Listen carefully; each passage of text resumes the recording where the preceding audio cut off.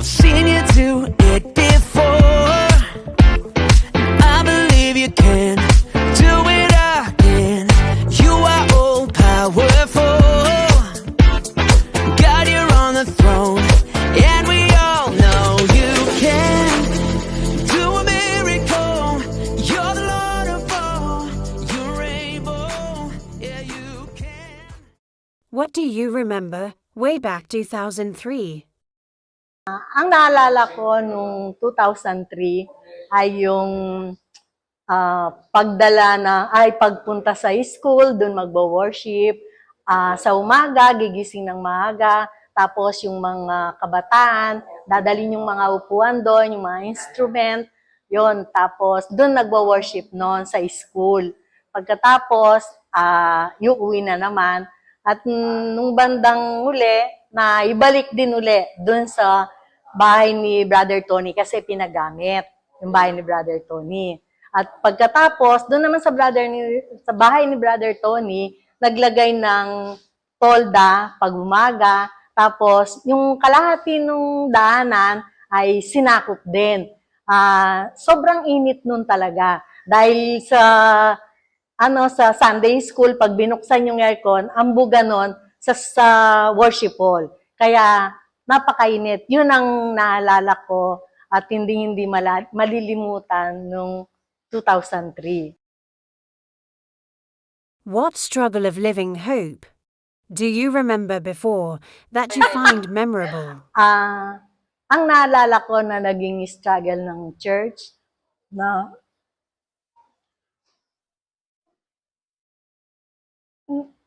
hindi ko malilimutan na nung sinabi nung may-ari ng bahay na gagamitin na yung bahay nila at maghanap na kayo ng ibang church. Ang naalala ko doon kasi, kaya malungkot ako noon kasi yung mga gamit sa church, hindi magkakasya dito.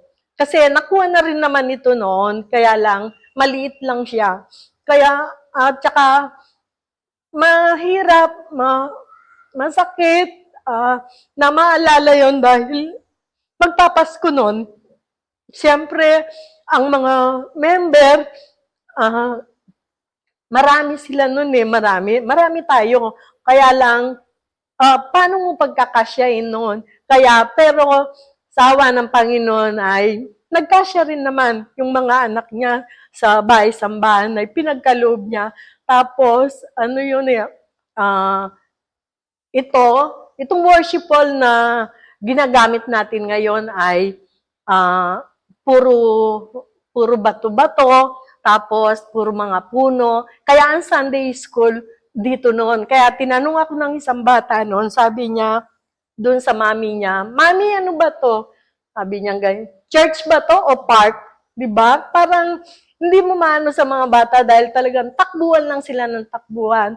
Kaya sabi ko sa isip ko, Lord, pagkalooban mo po kami ng isang bahay-sambahan. Sabi kong ganun. Tsaka bumalik uli sa tolda nun kasi hindi talaga magkasya doon. Kaya dyan sa harapan, nagtolda uli noon. Kaya yun ang hindi ko rin makakalimutan sa church noon. How did you start to be a part of Living Hope? Naging parte ako dito through Pastor Abby dahil siyempre asawa ko siya. Pero matagal yun na naging parte ako ng Living Hope gawa ng ang dami kong dahilan noon. Kasi nagkatrabaho pa ako noon, sabi ko bawal mag-absent ng Sunday. Pero yung Panginoon na rin ang gumawa ng way para yun. Ako na rin yung kusang sumama talaga para maging parte ako ng Living Hope. Maraming una nag-ano lang ako, parang nagmamasid lang ako sa mga ka-church. Kasi ang liit lang nung pinagsasambahan nila noon, yung salas lang nila Brother Tony, ang liit nun eh. Sabi ko, ano ba naman tong church na to? Bakit ganito? Siyempre, hindi pa ako Kristiyano noon eh. May kasama pa akong baby noon, si Sophie, ilang months pa lang si Sophie noon, natatandaan ko. 6 months ko siya, dala-dala na namin siya dito. yun, marami akong naalala na struggle din ng church na yun eh. Nag-start dun sa salas, hanggang dun sa labas, nagtatayo ng tolda. Tapos yun nga, nag-anniversary sa eskwelahan na si Pastor Lito, naalala ko noon, may ano tawag doon, may istorya nung kay Pastor Lito, na yun, na ano din ni Pastor Lito yun eh, na nalampasan din niya yung ganong pangyayari. Kaya, yun nga, si Pastor Abby bilang asawa, doon siya nag-start na magsalita, na yun, si True Pastor Lito, patuloy siyang minentor noon hanggang doon siya nag-start na mag-preach. Yun lang natatandaan ko.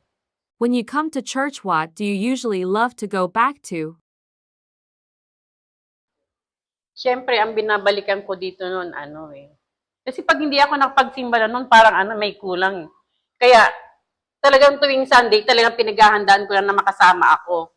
Dahil, yun nga, pag andito ako, masaya eh. Parang yung mga iniisip mo, yung mga naiwan mong mga alalahanin dun sa bahay, parang wawala, napapalitan nga yun, masarap makinig nung mga preach ni Pastor dito noon. Yun ang natatandaan ko. Kaya, tuwing Sunday noon, parang nire-ready ko na yung sarili ko na makasama ako.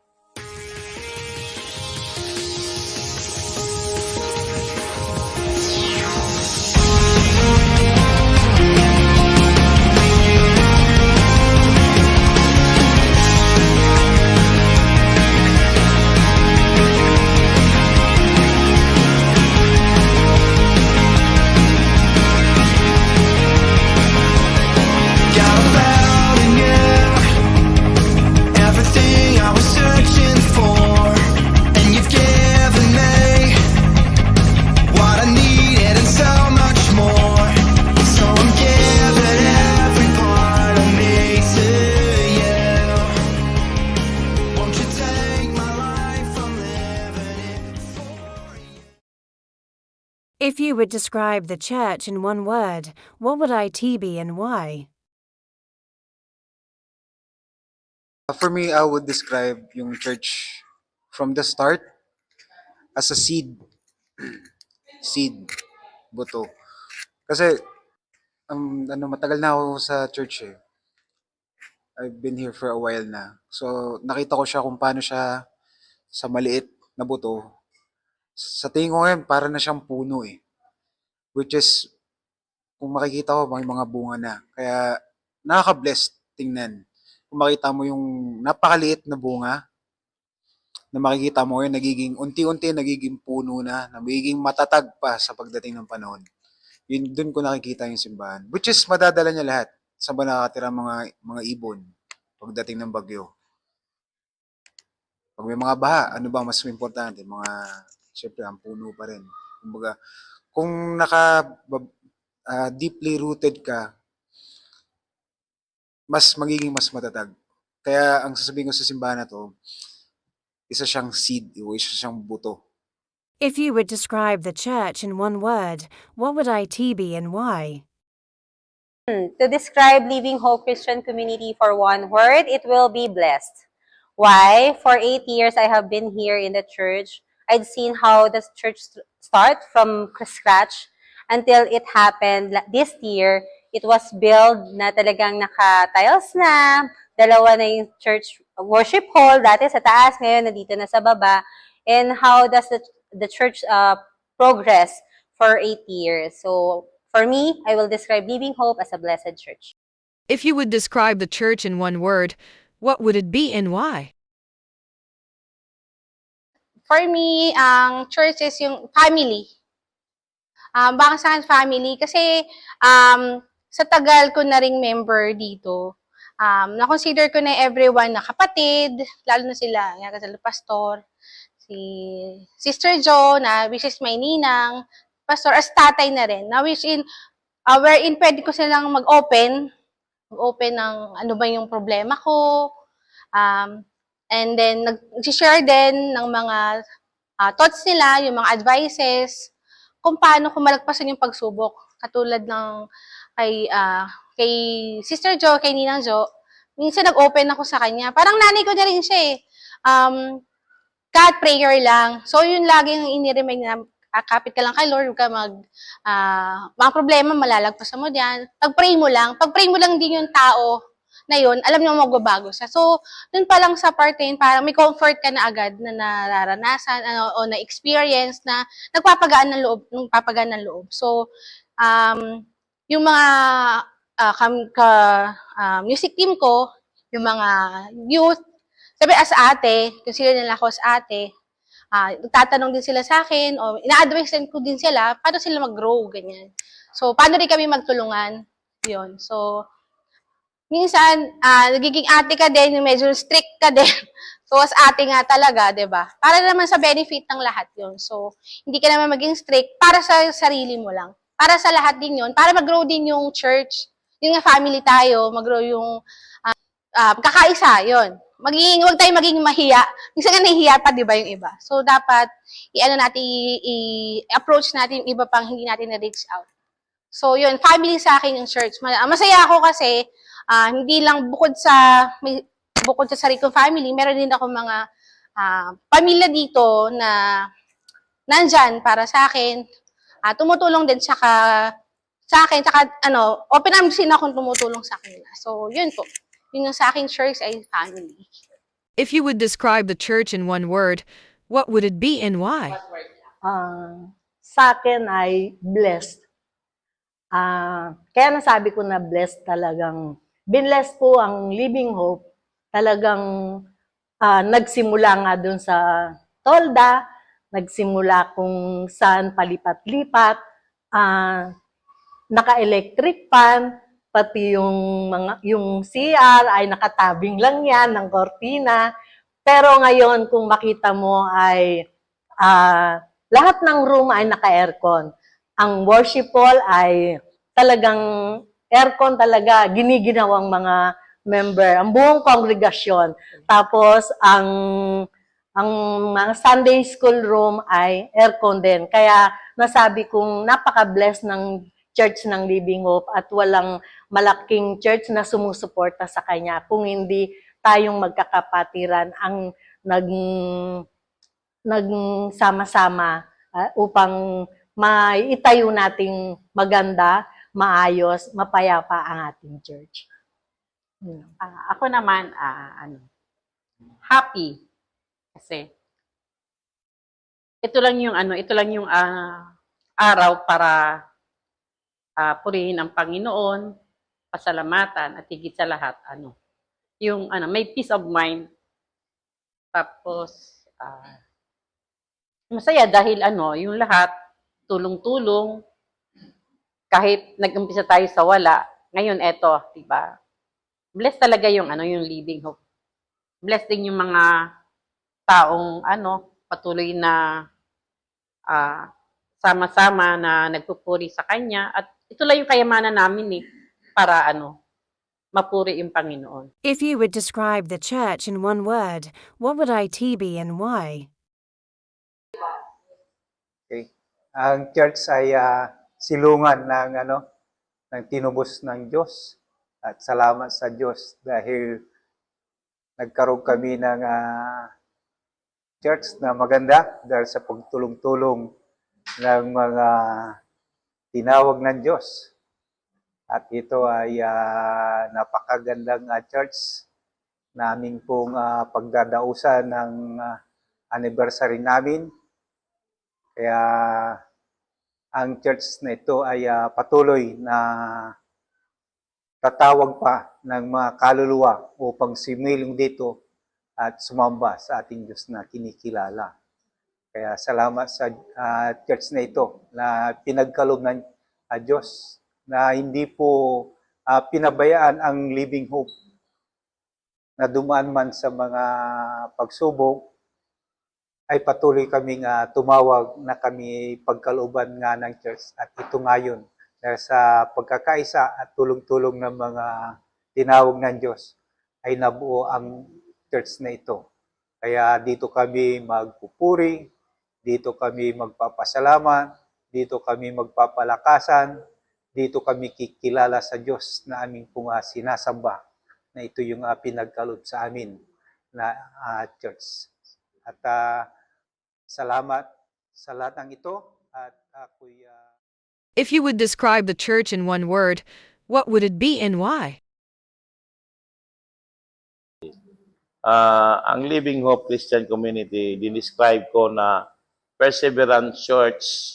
So, nagtiyaga kami mula sa bahay na maliit, tapos ginamit ang kalsada hanggang lumipat sa eskwelahan at umalis sa eskwelahan dahil pinaalis at bumalik na naman sa bahay at pagkatapos pinaupa na naman kami at nagtulda at binigyan ng ultimatum na iwanan ng bahay.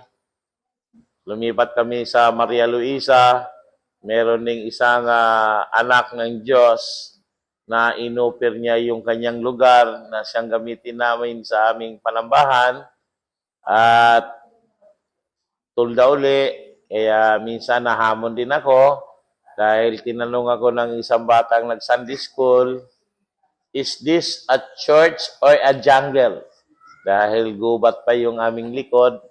So, hinati ko yung mga bata sa loob ng room na maliit. At kami naman sa grahe, nagtulda kami, in-extend ko yung tulda. At hindi po ako nagsawang lumuhod sa Diyos na makapagtayo kami ng bahay-sambahan at sa biyaya at pagtugon ng Diyos. Ito ngayon, nakarating kami ng 21st Foundation Anniversary. Mga kapatiran, matyaga, nagmamahalan, nagtutulungan. At ito na po ngayon. At alam ko, mayroon pang plano ang Diyos. Dahil ngayon, kailangan mapuno namin to para kami mag-extend sa second floor. Alam namin ay ipagkakaloob ng Diyos. Happy, blessed 21st founding anniversary Living Hope Christian Community. Artista for the day.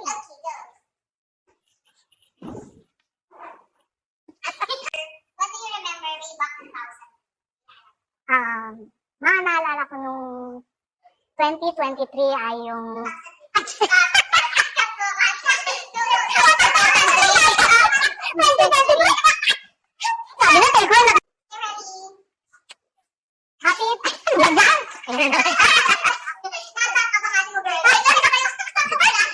Hello? Okay na pa. Hello?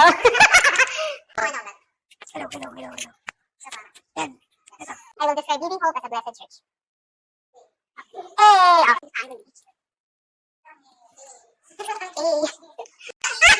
Pero bloopers, ha?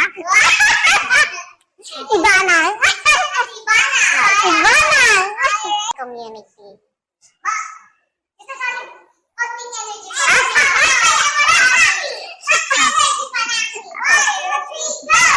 Happy anniversary. Happy anniversary. 1, 2, 3. Happy anniversary, Living Hope Christian Community. Happy anniversary, Living Hope Christian Community. Yeah. Take one lang, ha?